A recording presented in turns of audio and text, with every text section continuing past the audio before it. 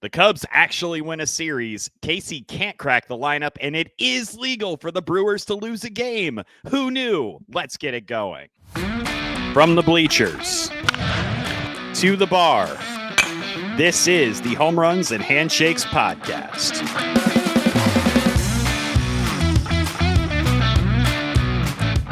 That's right, folks. Welcome into another edition of Home Runs and Handshakes. He is Frank Neveau. I am James Neveau, and we are here to talk today about the Chicago Cubs.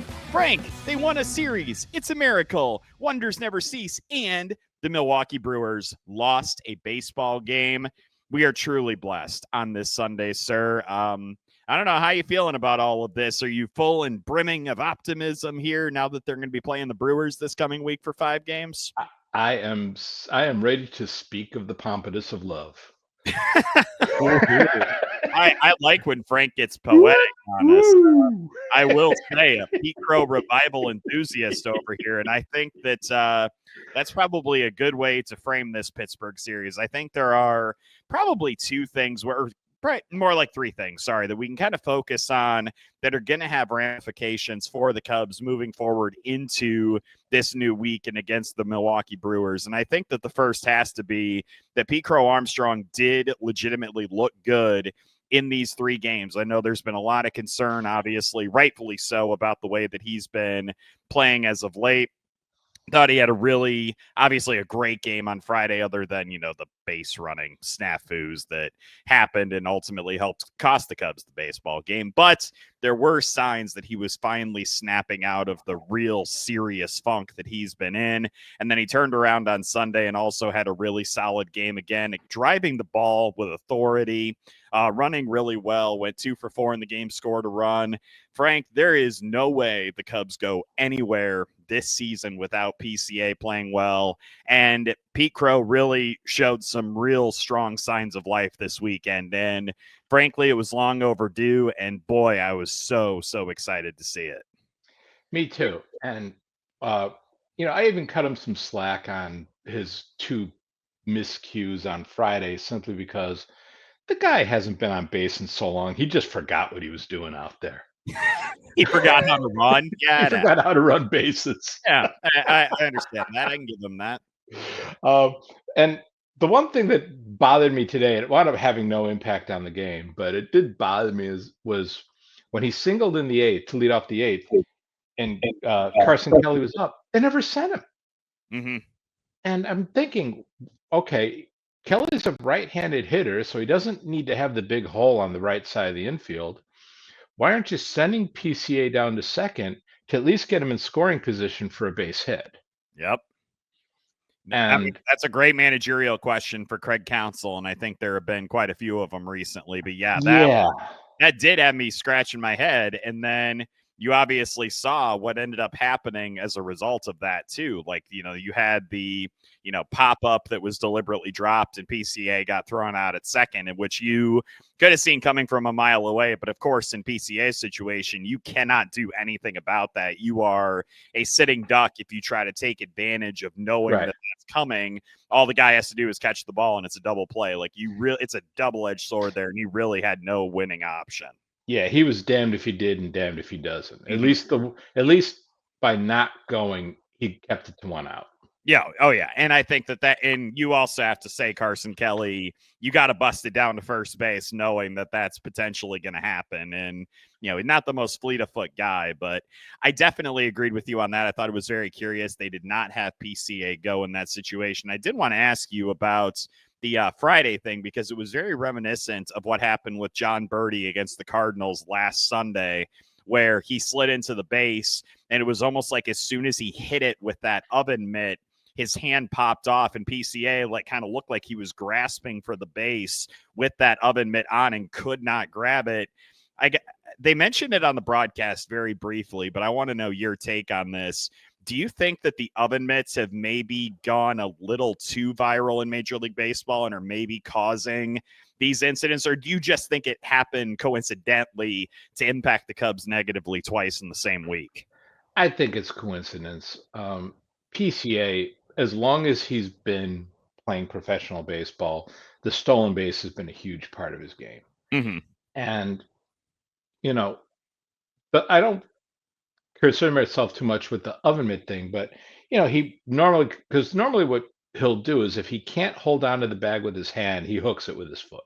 Sure. And I think And that this a lot of guys do that. Yeah. Yeah, and this one particular time, his foot slid off. Mhm. So, you know, And they were, to be fair, different incidents too, because you had PCA overslide the bag, whereas Birdie hit the bag and it bounced. And right, I still think you could make a pretty compelling argument. They did not have conclusive evidence that his hand came off, but the problem was they had originally called him out. And so I think that right. ultimately gave them the cop out of, oh, we have to let the play stand. We don't have conclusive evidence. It's like his hand was on the base, dude. And then you have to, I feel like, work from that assumption rather than the one that you called him out in the first place. And I don't think Yeah. based on that either, like, I wonder if he got called out because they thought he got tagged out or whatever it was. Like, I wasn't necessarily buying that. And it's funny because, like, the Cubs have been scuffling so much lately that you look for any bright side you can get. Yep. And earlier in that game, Pete Crow went for the ball on the warning track. He slid, he came up kind of limping a little bit. Oh, yeah. Um, he he scored on a sac fly and was kind of grimacing when he crossed the plate. And all I could think was, hey, he looked great going down a second. So I'll take that. Mm-hmm. So at least he's moving like he moves. And he's playing with So that aggressiveness. And I think that when you see a guy pressing and you see a guy getting frustrated with himself, you worry about kind of these negative cascading impacts on his game. And I really thought that we saw flashes of the PCA that we've seen throughout so much of this baseball season during this series. And yeah, it was really frustrating that you had this second base running. I'm going to call it a gaff. And I think that's probably an uncharitable way of saying it, but a second game in a 5-day span where you had that kind of a gaff happen, the tendency is going to be like, oh, PCA, what the heck are you doing? But you astutely talked me off of that during the game on Friday, and you were like, look, you don't want to coach the aggressiveness out of Pete Crow-Armstrong. no, You just cannot do it. And I thought that was a really well-founded point, and I thought that my perspective was probably one that a lot of Cub fans had, and you were the paragon of patience. Like, it was a very interesting thing for you to be. I'm not familiar with your game in that respect. yeah, the one thing you don't want to do is you don't want to. There's only one Pete Crow-Armstrong, and every team wishes they had a Pete Crow-Armstrong. Mm-hmm. You have the one that exists. Let him be Pete Crow-Armstrong. And if every so often one of these things happens, it's fine because it's part of the whole Pete Crow-Armstrong package. He will do so many amazing things that you have to let it go. Like, uh, I keep laughing about the fact that he has been airmailing the cutoff man for months. Yeah, he's more reliable that he's going to airmail the cutoff man than it is that he's going to be the first guy on the field after a walk-off. Yeah. It's quite impressive how often he does it. And then he actually hit Michael Busch on a throw from center field, and I was like, "Hey, how'd that happen?" It literally was just a day of miracles at Wrigley Field. The Cubs came back and won a game that they kept, losing the lead in. The Milwaukee Brewers lost a game, and Pete Crow-Armstrong hit a cutoff man. Frank, truly anything is possible today. Maybe I'll finally stick to that diet I've been looking forward to starting and perhaps become a better man as a result. Hey, maybe the Cubs need to have Chance the Rapper come out. Hey, maybe they do, and we will talk about the Savannah Bananas. We absolutely for those will. of you who are not watching the podcast this week, I am indeed wearing a firefighter's hat at the behest of my niece. I still rooted for the Bananas last night, which is not something I normally do. I'm a kind of troll the crowd kind of guy. Like, I'm a huge Party Animals fan. I literally have a Party Animals Romp'em that I've worn to multiple games that they've played in. I've rooted for the Visitors, but at her request, I rooted for the Bananas and ended up being on the right side of things. But like I said, we will talk some Savannah Bananas baseball here later on, if you'll indulge us. And frankly, what choice do you have? It's not like you can click a button and mute us. We're going to talk about it anyway. Nah. Anyway, now that I've, badmouthed our listeners and our viewers, I did want to bring up another thing about this Pittsburgh series that could potentially have ramifications moving forward. That's the fact that Owen Caissie finally makes his big league debut on Thursday against the Blue Jays. And we'd been wondering if maybe the Cubs were going to call up a prospect, kind of stir up the pot a little bit. That really unfortunate injury to Miguel Amaya ended up opening that door.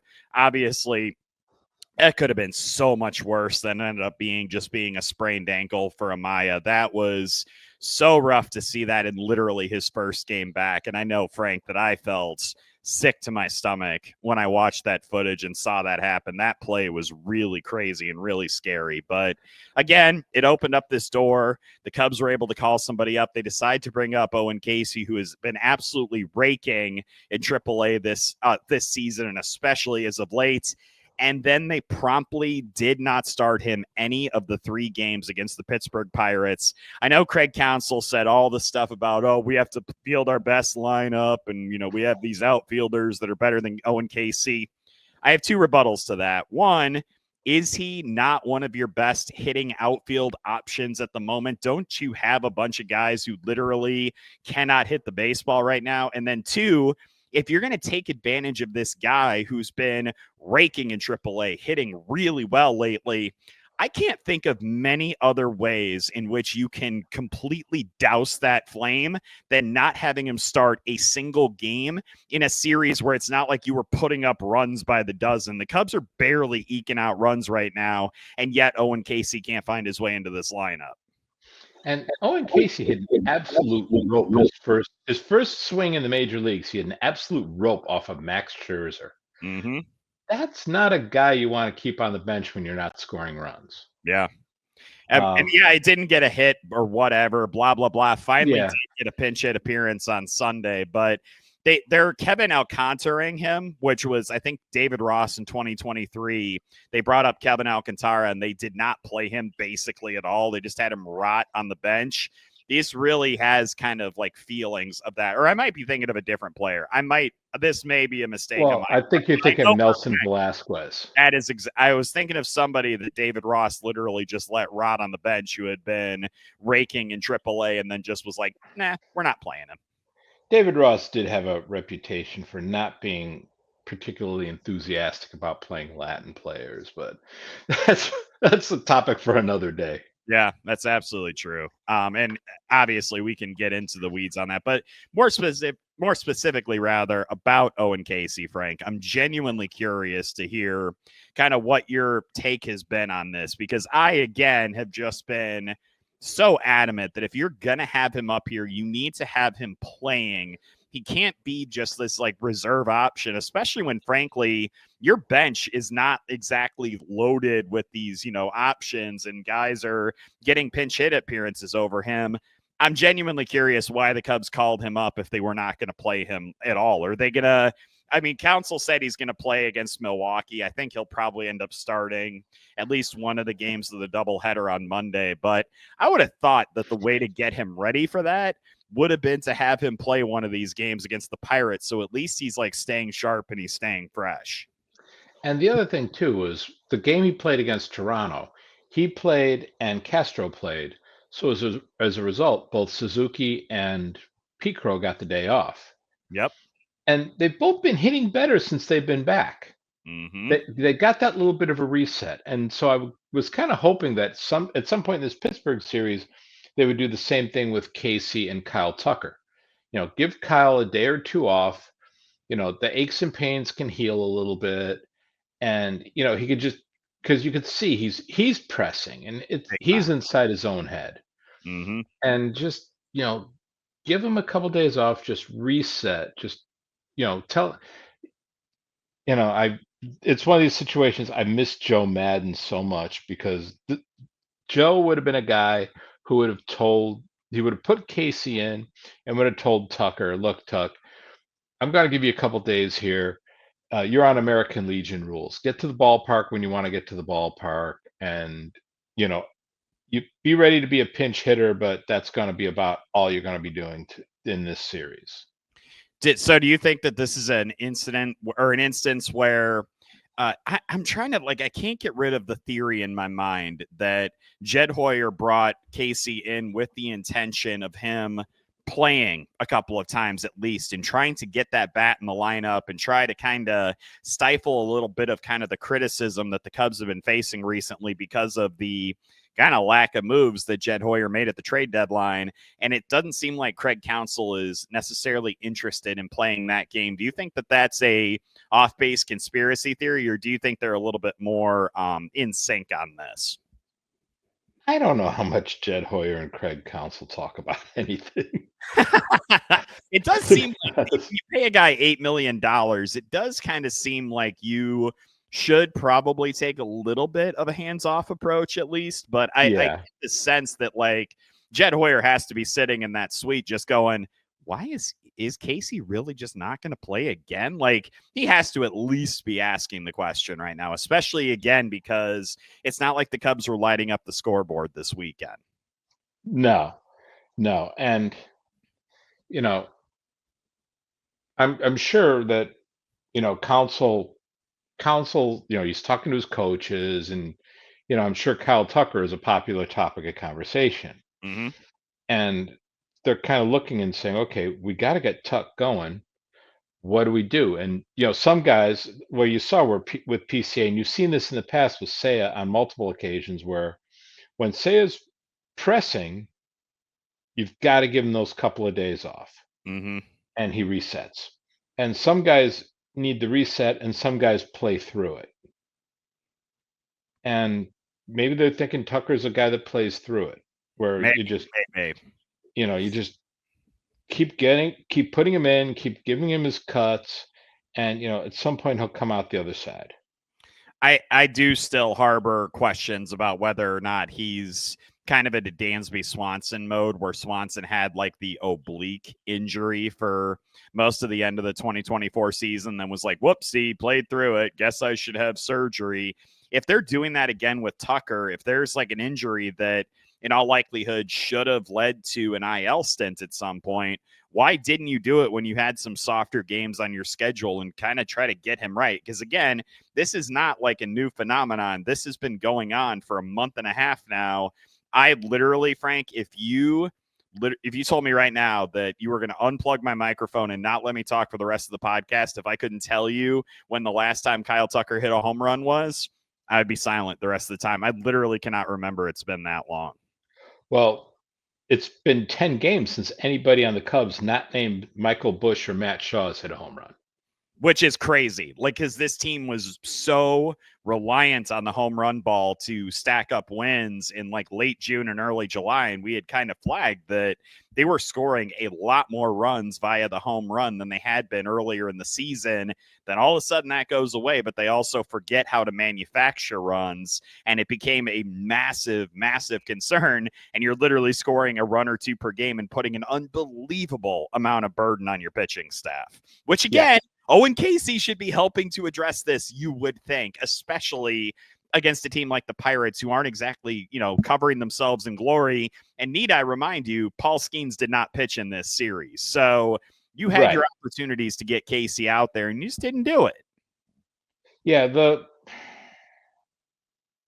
Cubs showed an uncanny ability this weekend to make mediocre pitchers look like prime Jacob deGrom. What was it you told me on Friday before the game when I was complaining that Caissie wasn't in the lineup? You made a comment that like John Ashcroft, or I almost called him Ashcraft. You said that was kind of like going to be like potentially something that was going to make the Cubs look like world beaters, and then they promptly got beaten by the world. Like it was such a ridiculous game to watch. Like Friday was so frustrating, and I won't say Saturday and Sunday were a whole host better, but at least the Cubs were able to scrounge up a couple of wins. Yeah. Herb Brooks used to always say, you don't have enough talent to win on talent alone. Mm-hmm. But the Cubs had enough talent to beat Pittsburgh on talent alone. Mm-hmm. I agree with that 100%. It's Braxton Ashcraft. My apologies to the guy whose last name I nearly horrifically butchered in a very embarrassing fashion. But yeah, any other thoughts just kind of lingering around the old noodle about this series, or do you think that we need to move forward to what's coming next for the Cubs? Yeah, I mean, Javier Assad looked good. He looked good today. Mm-hmm. You could see the rust when he pitched against Toronto, Yeah. but he's also got a wall of about 60 pitches at this point.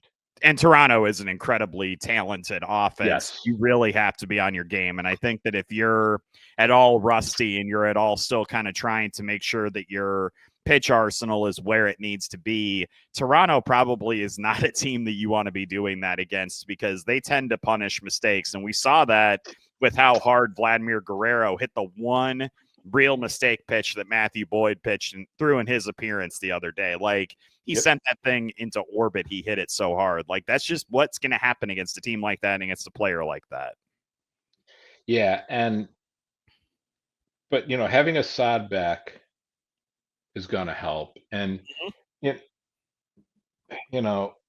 Ben Brown. Should we talk about Ben Brown, the ode to Ben Brown? Are we going to have to go down that road again?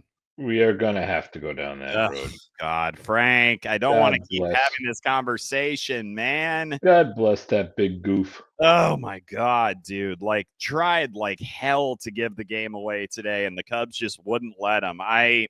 I'm telling you, man, I am so baffled that the Cubs continue to just be like, is this finally going to be it? Is this finally going to be it? And then get smacked with the mallet again. Like every single time they poke their heads up, you're like, oh, it's going to be it. It's going to be it.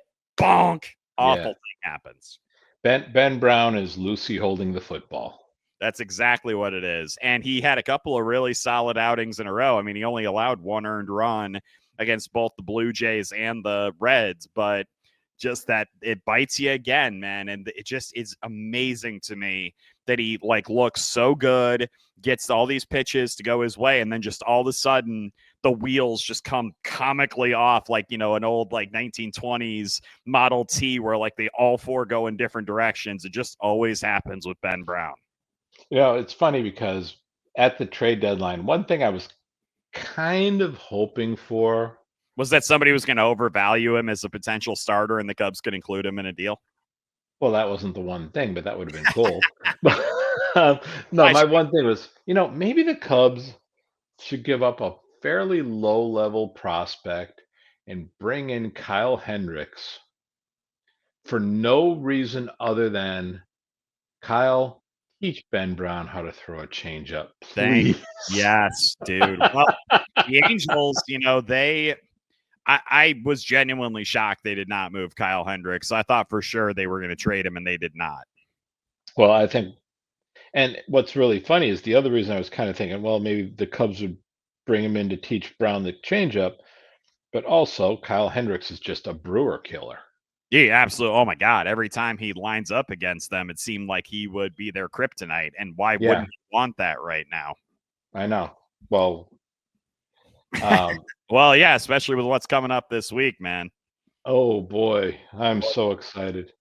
We should be. There is one, I think, final piece of business we should take care of from this series, and it is the status of Daniel Palencia, who was under the weather on Saturday, did not get into the game again on Sunday. Andrew Kittredge got the save opportunity for the Cubs. That is a guy they need to make sure is getting right. Like, I'm really hoping it was genuinely just like a, stomach bug from some bad jardinera or something. They do not need Daniel Palencia missing a whole chunk of this Brewers series. They are going to need all hands on deck, and he is unquestionably one of their most effective relievers. If they get an opportunity late in the game where they're protecting a lead in the ninth inning, they really do need that guy out there because he is tough as nails, and he's really going to make it hard on the Brewers. That was an uncomfortable sight not seeing him in the game today, and he was sitting in the bullpen. You saw him as Kittredge was warming up. Oh, yeah, when they were doing that Mona Lisa stuff. Oh, my favorite. Yeah, that's always fun during Okay. Even the Cubs broadcast is slumping now. Well, you're saying that because Ryan Dempster was on the broadcast this week, and apparently you've got some thoughts on this. Oh, dude, just go book a. Pardon me. Sorry. Yes, we finally got the F-bomb from Frank. He's tried to keep it PG-13 for so long. I've been trying so hard. We made it to episode 12. Wow, we got to the Alfonso Soriano episode of this podcast, and Frank finally drops the F-bomb. I'm going to leave it up to Claire whether she wants to bleep that or to let it stand. And Claire, if I could make a request, if you're going to bleep it, make it a comical sound effect. Don't just go bleep. Don't be like standard.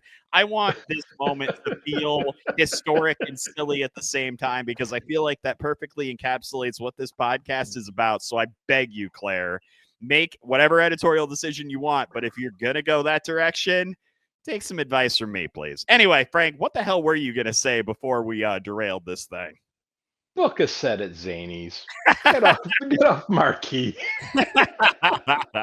Yeah, I gotta say, like, he's not my favorite combo with Boog Shambi, and I think that the Cubs broadcasts have, I think they've dipped a bit since it was Len and JD. I thought that they had really good chemistry together and brought a lot of like really solid insight. But, and this isn't a knock on Boog, it just, to me, it absolutely feels like the national guy who is like going to get excited about both teams' plays, knows a lot about everybody else. Like that, I felt like they tried to go with a really safe, really polished option. And I think it removes some of the potential organic charm from the mix. And then you add in Ryan Dempster to that. And then all of a sudden this polish just gets completely disjointed, but in exactly the wrong ways.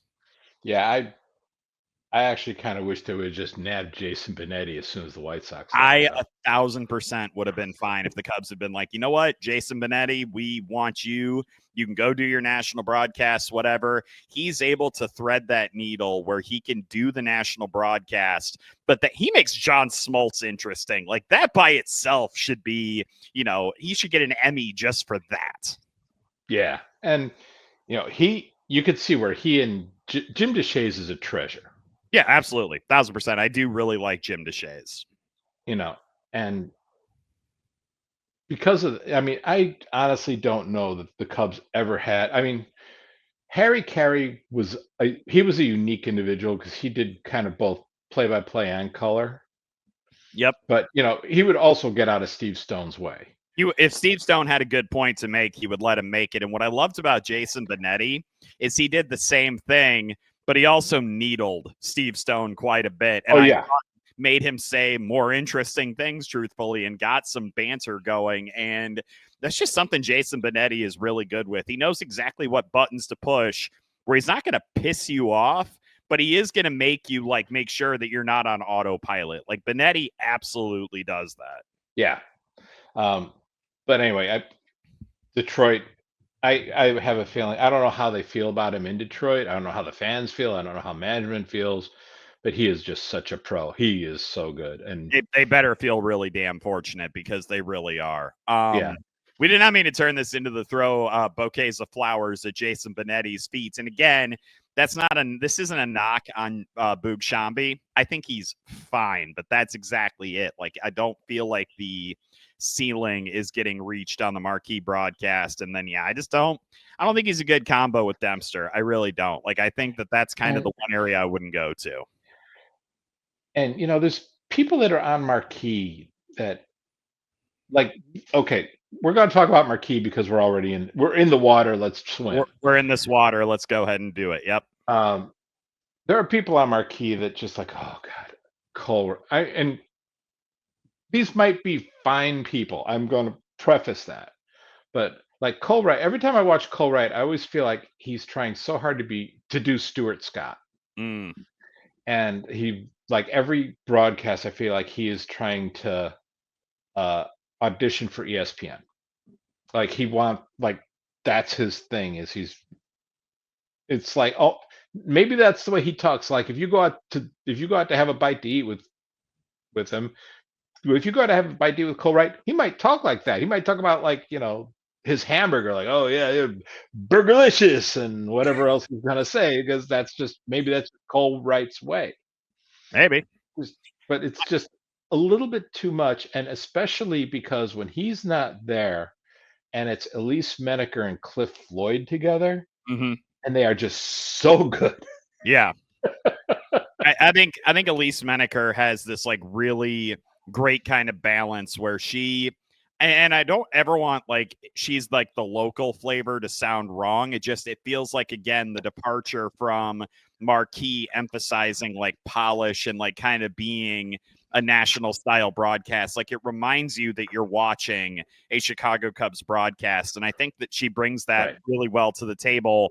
And she very clearly knows her stuff. You see it during her sideline reports, which I think she does a really good job on as well. And she's able to kind of wear different hats for Marquee. And I just really do feel like there's some folks on the network that almost, you feel like they're almost, like you said, auditioning for that national audience. I think that Boog Shambi does that to a degree. I think that Cole Wright is, Boog again, already has a national gig. well, yeah, it's true. But like, if he didn't, like, you'd very clearly see that this is like the style that he's trying to cultivate. And I do, to a degree, feel that way about Cole as well. Like, again, not bad. I don't think like, this is an actively horrible, broadcaster or anything like that. But it does seem like it's almost like next gig seeking a little bit, where you do feel like he's maybe trying to jump up to like MLB Network. And I just think you get more organic chemistry with folks like Elise, who are in the trenches every single day with this team, doing the sideline reporting, doing the Iowa Cubs broadcast with Alex Cohen. Like, she does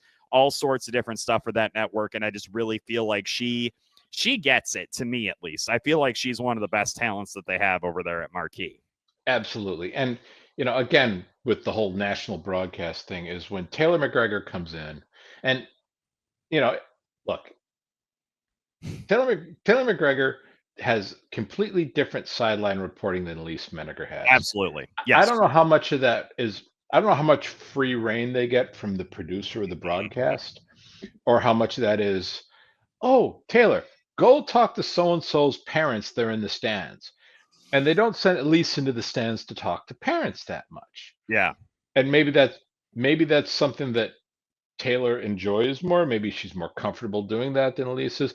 But Elise will get more into she'll talk about hitting and really get into the nuts and bolts of hitting, because she was a really good college softball player. Mm-hmm. And hitting is hitting. It doesn't matter. And let me tell you something. Anybody who denigrates women's softball, at some point I would love for us to have a conversation about the AUSL. Those balls are coming in. The ball leaves the pitcher's hand and gets to the plate at about the same amount of time that it does when, like, Paul Skeens is letting it go. Those pitchers are coming in fast, and they're coming in at an upward angle as opposed to the downward angle. All used to if you've played baseball. It is very, very off-putting, to say the least. And I have faced a softball pitcher, a pretty solid one, and I embarrassed myself, and I'm not ashamed to admit it. It's crazy how different you see the ball coming in, and you're just like, how do I like adjust my swing to hit that? I actually hit a foul ball off Eddie Feiner. Well, that's more Frank Nova lore just dropped. I was on an all-star team on Staten Island in my 20s in the 80s, and Eddie came out, and we took up a collection, $10 a head. Money goes to the first one to get a hit off Eddie Feiner, and he no-hit us. For those who don't know, Eddie Feiner, he was very famous. There was a traveling softball team called the King in His Court, and Eddie Feiner was the king. He was the pitcher, and it was a 4-man softball team. So Eddie would pitch. He had a catcher. He had one infielder who usually hung out over by first base, and one outfielder, and that was it. And he would pitch behind his back, between his legs. But anyway, I fouled one on him. basically because I just I stuck the bat out and held on as tight as I could. I will also point out that there's people out there who have been asked, like, if you had 100 pitches against Paul Skeens, how many base hits would you get? And I have legitimately seen grown men on the internet say, I'd get probably 5 hits. Like, no, you wouldn't. No. You absolutely would not. Like, even if he grooved 102-mile-an-hour fastballs down the middle of the plate, you're not getting a base hit off him. I'm sorry, you're just not. That's not how this works. If you've stood in against a pitcher who has any type of heat and then can mix it with off-speed pitches, unless you were a professional level hitter, you are doomed, dude. You were absolutely doomed. Yeah. Crazy. Anyway, that was like such a huge digression. I think that was a huge digression. But back to Marquee and back to what we were saying is, like Elise Menaker and Cliff Floyd in the studio. They're so good, and especially, again, for me, I nerd out on things. So every so often, Jim DeShays will start talking about like really get into the nuts and bolts of pitching. And Dempster will do that sometimes too. And that's the one thing where like Dempster, there's like that one nugget that you get. Mm-hmm. And you would get that with Sutcliffe too, where Sutcliffe, he'd be the Red Baron 99% of the time. Then all of a sudden he would talk about like when Albert Alzolay first came up to the Cubs, and Sutcliffe talked about Alzolay saying, Adbert's problem is as soon as a guy gets on base, he stops trusting his stuff. Mm. He went into this whole deep dive on Adbert Alzolay. He like psychoanalyzed him, yeah. He totally did, but he did it from the perspective of somebody who was really successful as a major league pitcher. And I'm like, why can't he do this all the time? Because it's really good. It's like he doesn't want to let himself go. Like I think there might be like a bit of like kind of relying on, patter and stuff that goes into that you're afraid to make yourself a little bit vulnerable, and to have a take that, is not 1,000% like positive and, hey, I'm the Red Baron, blah, blah, blah. I think that that's a very legitimate thing that I think a lot of former players probably go through, is they don't want to come across as overly critical and then have that be the story. But I feel like it also robs the broadcast if you're not willing to really kind of dial or drill down and find out what's going on with some of these guys as they take the field. Yeah, and that's the whole point of being a color man, is you're there to add color. Yeah. Yeah. And he does. He adds red. Ha ha ha ha ha ha ha. Yeah, I know. That was a terrible joke. I will escort myself off the premises now. Yeah. I said at Zany's this weekend, right along with Ryan Dempster. I was going to say, yeah, the two of you are going to be out in Rosemont. We're going to be the next Abbott and Costello, baby. Dempster and Neveau. Let's rock and roll, man. Anyway, now that I've completely wasted everybody's time with that, I think that we maybe should talk about the series coming up against the Brewers. Just maybe. It's big, not as big as it was going to be before, the Brewers decided they were going to win almost every game from now until the heat death of the universe and built up a massive lead on the Cubs. It's crazy to me, Frank, that if the Cubs somehow sweep this 5-game series, they're still trailing the Brewers by 3 games in the division. And then if they only win 4 out of 5, it's still a 5-game gap. And that's not like insurmountable by any stretch, because remember, after this, the Cubs only have 1 series left against a team that's currently in a playoff spot.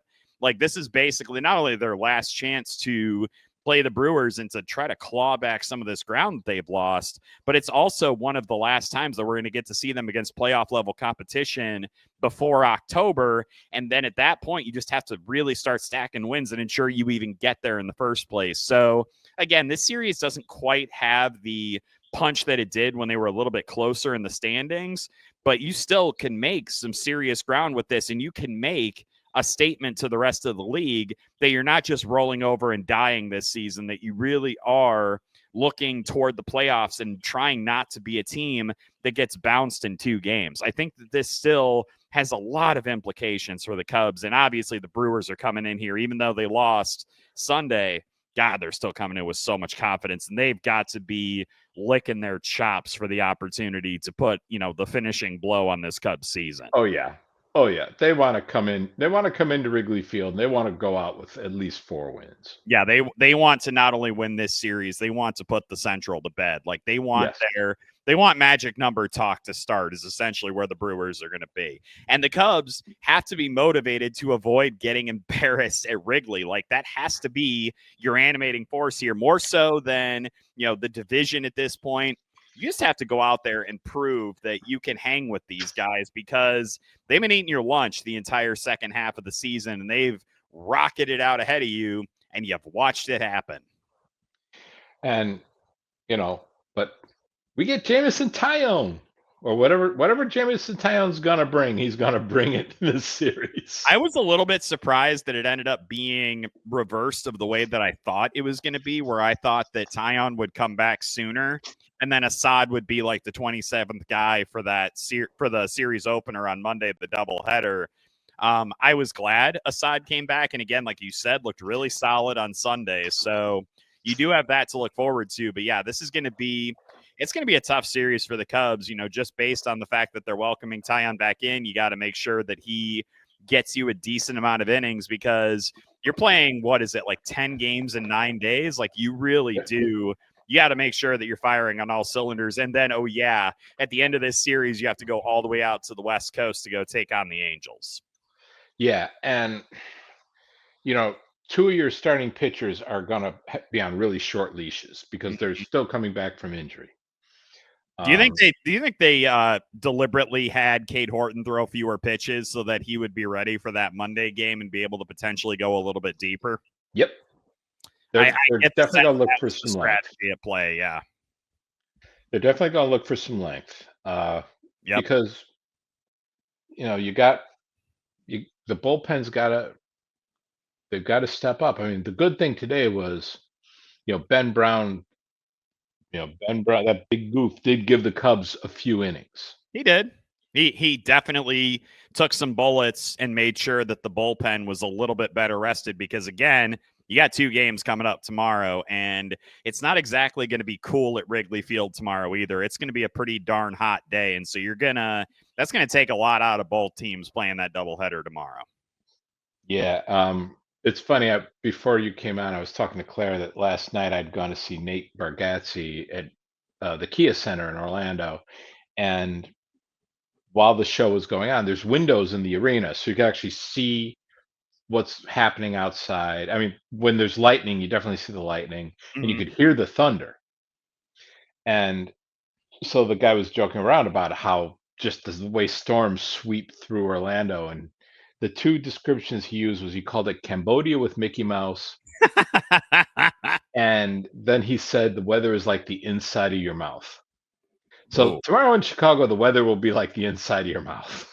I will say, like, the lightning analogy, particularly apt for Chicago. I saw the NBC5 Storm team, shameless plug for my employer, drew like basically a circle around the Chicago area and said over a 24-hour span, we had 32,000 lightning strikes. Like, the lightning with those storms last night was completely insane. And like, we obviously saw it at the Bananas game and then saw it again this morning here at home. And man, that's nothing to mess with. And that humidity is just, it's so draining, dude. You like go out for any amount of time. Even yesterday, I was just sitting by a lake and having a couple of frosty cold beverages with some friends. And that just, it takes it out of you just being in that heat. Now imagine playing 2 MLB games in that kind of heat and humidity. It's really, for all like the folks who were like, oh, they get paid millions of dollars. That sucks, dude. That really sucks. And like, you definitely can empathize at least with that. There is not enough liquid IV in the world. Yeah, I would die. That would not be a good scene for me. But yeah, that I think is going to play a very pivotal role in the first couple of games of this series is going to be making sure that the Cubs and Brewers can kind of stay healthy and make sure you're not dealing with like cramping and all that. 3 games in 2 days is going to be tough. Thankfully, the back half of the series, it is going to cool off a little bit and make it a little bit more manageable. But yeah, those first couple of games might end up being a slog, and you really do need to make sure that you want to try to hit the ball a long way because hot, humid air, ball fly far. We get how that goes. But at the same time, you have to be able to manufacture runs too, because you don't know how many scoring opportunities you're going to get. And that goes double for the fact the Brewers have such an electric pitching staff. Like, you have to take advantage of your opportunities when you get them. And days like today or tomorrow and Tuesday is just going to be so critical to make sure that you're maximizing those chances and making sure that you're doing what you need to do to be able to win those 2 games or the 3 games. They're going to be really, really tough to start with. Yeah. Yeah. And Horton's going the first game. Oh, Horton's going against Peralta. Yes. Peralta and Horton is the opener tomorrow. One would assume Taillon will start the nightcap. They'll add him as maybe the 27th guy and then probably make like some sort of roster adjustment to make sure they have, extra bullpen help if they need it. But that'd be what I would guess is probably going to happen. Yeah. I was hoping for Horton against Miz just because. Yeah. We didn't even get Matthew Boyd against Miz. That kind of sucked. Woodruff Boyd is still going to be a really good pitching matchup on Tuesday. Like, that's going to be electric stuff. And then the fact it's Mizorowski on Wednesday night, like, the Cubs had to be looking at that and go, dang it, we have to face that guy. He didn't look great against the Reds, though, I will say. He did kind of get roughed up against Cincinnati, and yet the Brewers still found a way to come back from a 9-1 deficit and win that game. Well, who Cincinnati's got nobody in their bullpen. Yeah, which was kind of a weird move for a team that ostensibly bought at the trade deadline. They kind of did so in a very interesting way. And it's going to be fun to watch Horton tomorrow night, because so far what we've seen from Cade Horton is he is somebody who rises to the occasion. He sure does. And talk about a big stage, man. Like a day game, the eyes of baseball are going to be on that game tomorrow, because I'm assuming there are no other games scheduled during that time slot. Very Friday 120 kind of vibes where, like, the eyes of the baseball world are on you. I think a lot of eyeballs are going to be on this game. They want to see what the Cubs are going to do, because they know the Brewers are going to try to deliver a death punch, and then immediately that's it. Like, that's how that's going to go. Yes, the Cubs are the sole day game tomorrow. Yeah, again, Frank, like the pitching matchups for this series, a lot of marquee names are going to be going up at it. We mentioned Jake Mizorowski on Wednesday. The Thursday finale, you've got Quinn Priester and Shota Imanaga. I mean, there's going to be a lot of pressure on the Cubs undoubtedly in this series. But I look at the matchups and I'm like, you have at least like chances here with these guys and the way that they've been pitching recently. Even Colin Ray has been pitching fine. And I don't think that, that's a game I'm circling and putting a whole lot of trust in it. But at the same time, it's not completely out of the realm of possibility he pitches decent well, especially having played in the conditions they'll played in for the several days before that. I think there might be a little bit of exhaustion that ends up coming into play, and then it becomes more so a war of attrition, which a 5-game series in the summer you would assume is going to happen at some point. Yeah, and this might be a situation where having a guy like Owen Caissie, who hasn't been playing, can come in and shine. Then I'm sure that, the genius that is Craig Counsell, and I'm not saying that tongue in cheek. Like, I think that there is something to be said for the way he manages his players. I'd imagine there's probably a little bit of that at play here, but he didn't want to say it. Like, he didn't want to just come out and be like, we're holding Caissie in reserve so that we can unleash him upon the Brewers. Like, that would have been painting a big ass target on his back. And I don't think that Counsell wanted to do that. So maybe that was the mentality here. Back when I used to write about the Blackhawks, you learned how to interpret Quenneville speak. And one of Quenneville's things would be, whenever a player, like on the very rare occasions that Patrick Kane would be scratched, Quenneville would always say, well, we just need his legs fresh, or we need to get fresh legs in life. Whenever Joel Quenneville used the phrase fresh legs, it meant that somebody had been out partying too late, and so he was missing a game because that's not unheard of for Chicago athletes. I mean, look at Dennis Rodman and Michael Jordan, for God's sake. Like, Phil Jackson came up with all sorts of euphemisms for those two guys. And like 2015, and during the Stanley Cup run, he famously scratched Antoine Vermette and Teuvo Teravainen, saying we needed fresh legs. Like, oh, those boys were enjoying the nightlife a little bit too much. They shouldn't have been. That was a hard-fought-ass series they got scratched in. But to bring it back around, I think in this particular instance, it literally is fresh legs. You might be right. And again, this is where I'd wish that Caissie would have gotten a game or two in this series. Yep. And,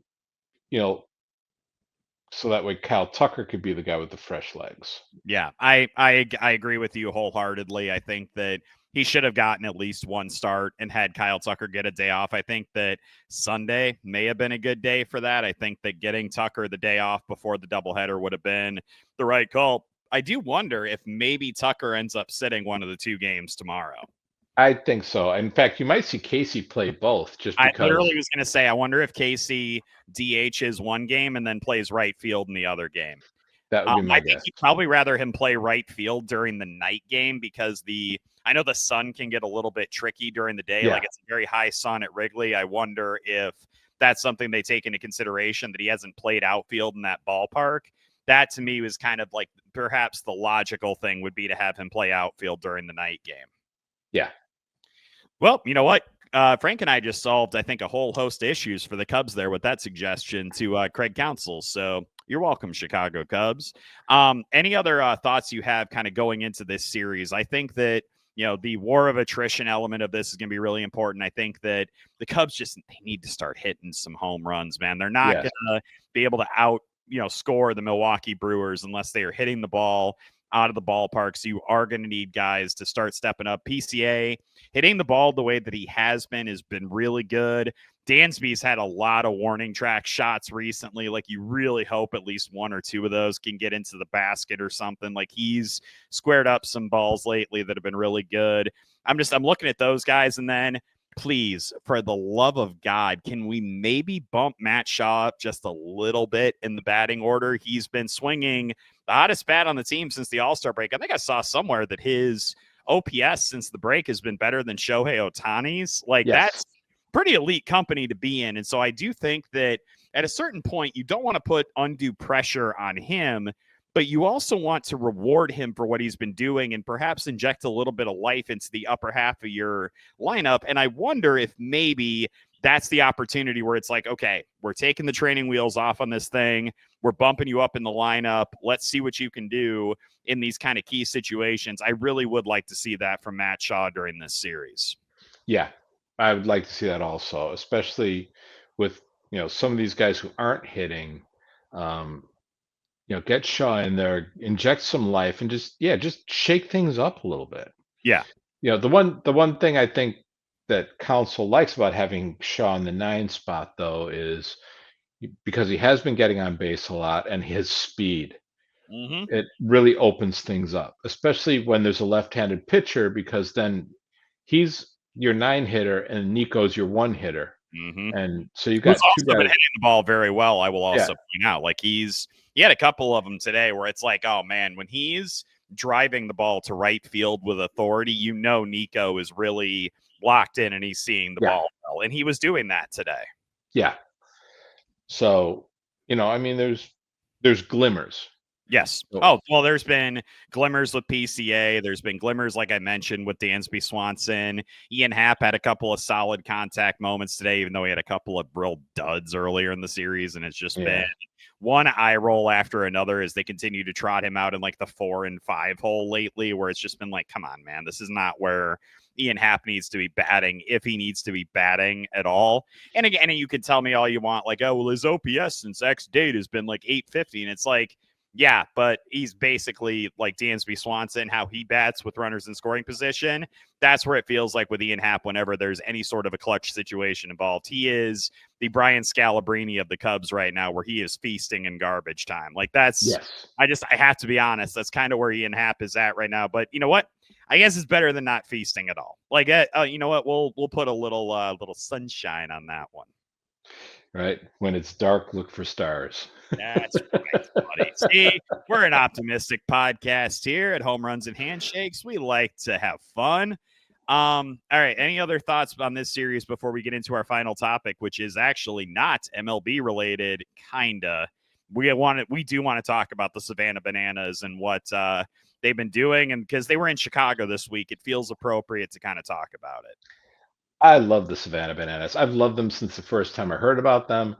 I got to go see them play at Lone Depot Park in Miami, which, for all of the hugely appropriate and very fitting jokes about it finally seeing what it looks like to have the rate park filled with people. All those jokes apply to Lone Depot Park in Miami also. And I will say there was an hour-long rain delay last night. The game literally got started 2 minutes into the game, 2 whole minutes. The skies opened up, and I don't think a single person, there may have been like 10 people left that stadium. Like, everybody was hell or high water staying there to watch this game. That the tickets, of course, the demand for them was just completely outrageous. It always is when it involves the Bananas, and the energy in the stadium whenever those guys play. I know that people probably like see the social media and they're like, oh, this is like, it feels maybe a little gimmicky. Like, it maybe isn't your cup of tea. If you go to a game, it all feels like just baseball is a game that, like, you kind of can envision in black and white. It's a very traditional sport. Like, there's that, the Savannah Bananas are living color constantly. It's like the scene in Wizard of Oz when she arrives in Oz. Like it is Yes. this breath of fresh air and optimism and hope, and every single thing that they do, even if it doesn't work out. Like I've seen like little gimmicks that they've tried that have like completely fallen flat. I remember I went to a Party Animals Bananas game out in Arizona earlier this year. It was the first game of the season. They tried this thing where like they had like basically it was a blindfolded dad. He had to pick up his kid. His kid escapes him. Like you have to like try to find your kid. The crowd's helping you find him. He picked his kid up and then fell on his child, and they were like, well, we're never doing that again. Yeah. So like just the willingness to like take chances and to do things like that. And then like all the like the incredible like sing-along moments, and like when they bring out the foster families, which always like chokes me up every time I see it, and like singing Yellow and all that stuff. Like they've tapped into something massively. Yeah. And I think enough cannot be said about not only the business savvy, of course, of Jesse Cole and company, but the fact that it's not like they, created something like, with cynical motives. Like they created something that's legitimately like uplifting and optimistic. And in this world that is so rare, that it's so wonderful to see it. And I don't think they've ever lost what made that special, which has been really refreshing and really good to see, because the cynic in me thinks it's going to happen. It hasn't. Like it's just continued to blossom, and it's been great to see. And like for me, as old guy and baseball historian that I am, I think back to, barnstorming baseball in the 20s and 30s, and black baseball, particularly teams like the Indianapolis Clowns, where they would have stunt play along with playing actual baseball. And, on top of that, Bill Veeck. Mm-hmm. So there's like all these different historic elements of baseball that all kind of come together in this perfect stew that is banana ball. Yep. And what I'm hoping happens is they're eventually going to expand to a 6-team league. Yes. And what I'm hoping they do with that is the brand is Savannah Bananas. Everybody knows Savannah Bananas. Yeah. So the Savannah Bananas become like when let me back this up for just a second. When I was really, really young, the Harlem Globetrotters were everywhere. They had a Saturday morning cartoon show. They had like a Harlem Globetrotters movie. There were all these different the Harlem Globetrotters were everywhere. They were on the first Wide World of Sports of the year was always the Harlem Globetrotters. You always got to see the Harlem Globetrotters. And you would always see Meadowlark Lemon, Curly Neal, Marcus Haynes, all these great Globetrotters. And we went to Chicago Stadium to see the Harlem Globetrotters. And place was packed, 20,000 people. And here's Meadowlark and Curly and all these other greats. And not too long after, I don't remember where it was exactly. It might have been Northeastern College, maybe. But we went to see the Harlem Globetrotters, and a much smaller building. Mm-hmm. And we got there, did not recognize a single guy on the team. So what I think they'll do, I'm just guessing this. I've never met Jesse Cole. I've never had a conversation with Jesse Cole. Jesse Cole, I'm sure, has a plan. Mm-hmm. But the Bananas they're the brand. That's what everyone knows. The Bananas will tour the big stadiums. Always, yeah. And what I think is great, what he's been doing is he hasn't checked off every major league ballpark. Like he does like one really iconic one every year. Mm-hmm. So like they just did Fenway Park. Yep.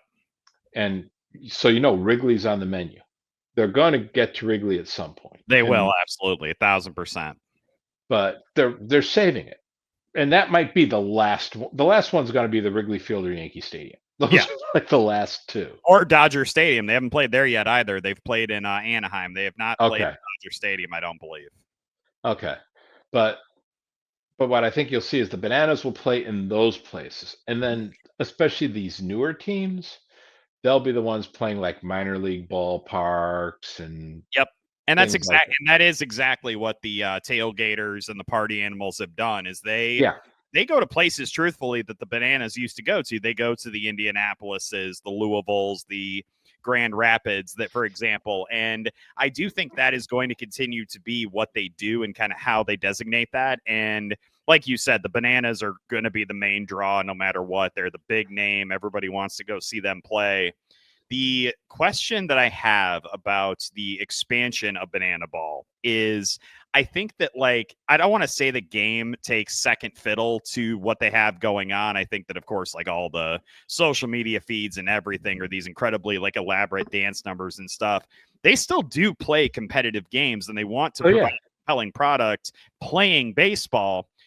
The question I have, though, is when you expand that to 6 teams and you have this Banana Ball World League or whatever it is that it's going to be called, will that competition kind of start to suck away at the energy of that other stuff that has made them such a unique brand? And I wonder, it has to, like, you have to maintain that balance the way that you've done it. And again, I said it right off the top of this conversation, every expansion that they've had has continued to be driven by the core principles that they have. That's just the one that I'm wondering if maybe that's like where you kind of hit this like crest of the wave and kind of start to see it. I don't want to say stagnate, but just like not quite accelerate at the same level. I just don't want it to be too much about the competition. I want it to continue to be that really ideal and really great blend. Well, I think you'll see that, and what you might even see is, like, again, the main event is the Bananas. So Sure. if you're playing for the Tailgaters, for instance, they're watching you to see, okay, does this guy do trick plays? Is this guy entertaining? Is he good? All these things come into play, and at some point, I would imagine you get promoted to the Bananas. Yeah, you certainly would think that. Yeah.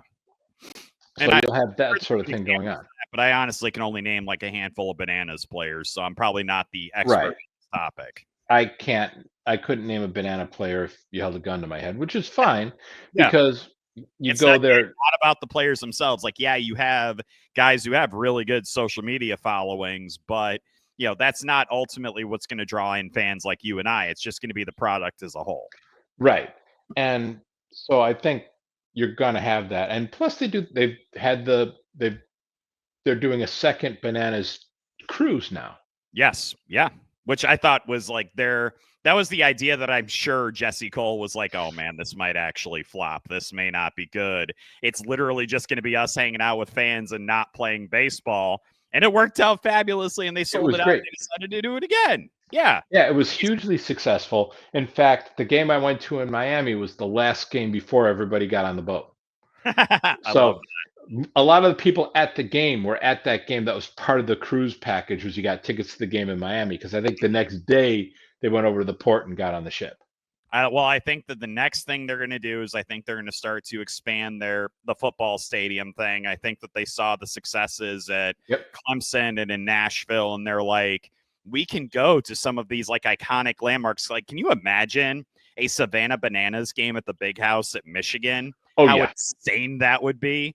I still guarantee they would sell that thing out. Like, there's almost just like no limit to like the creativity of what they can do. Like, they can set up a diamond in the National Mall and play a game. Like, I think that the possibilities for this are endless. And I think that they're always constantly trying to push the envelope. And I really appreciate that about them, that they are not afraid to take chances and to make mistakes. And their batting average is really freaking good in that way. And so I think that any qualms or reservations I have about the expansion to 6 teams, they're done with the knowledge that they consistently clear every hurdle that they, come to. And I will say, just to kind of put a bow on this, last night, I believe, was my 4th Savannah Bananas game. I'm never, ever in a million bajillion years going to get tired of going to them. There's always something new and fresh that you see. They're always exciting. The crowd energizes you. And just like the look on my niece's face the entire night, like she had a shit-eating grin on her face from the moment she walked in that parking lot till the moment we got on the, in the van to leave the stadium. It was unbelievable, man. It was so cool. Again, Bill Veeck, Bill Veeck. If you haven't read Veeck is in Rec, and this is, James, I'm assuming you've read it. Yes. Okay. But for any listeners who haven't read Veeck is in Rec, please read Veeck is in Rec. I cannot beseech you enough. But in it, he describes his basic philosophy is every night is Mardi Gras and every fan is king. Damn right. And that's exactly the way Jesse Cole looks at everything. In every conversation you've ever heard with him, like they describe themselves as fans first for a reason, and they're constantly trying to improve what they do, like whether it's like the way you buy tickets, the lottery system, all that stuff. Like they know they have this incredibly in-demand product, and yet they've only raised their prices once in the time that they've been doing this, and they do charge more for MLB stadiums, and frankly they should. Like they're much bigger operations, they have a lot of support staff they have to pay, and I feel like and it probably costs more to book the stadium. Absolutely. And the investment pays massive dividends, and you can tell that they put that money back into the product. You know that, Jesse's not just pocketing it. Like they're constantly pushing envelopes and, doing new things. They are not content to rest on their laurels. And that ultimately is what makes them so darn successful and so much fun. Mm-hmm.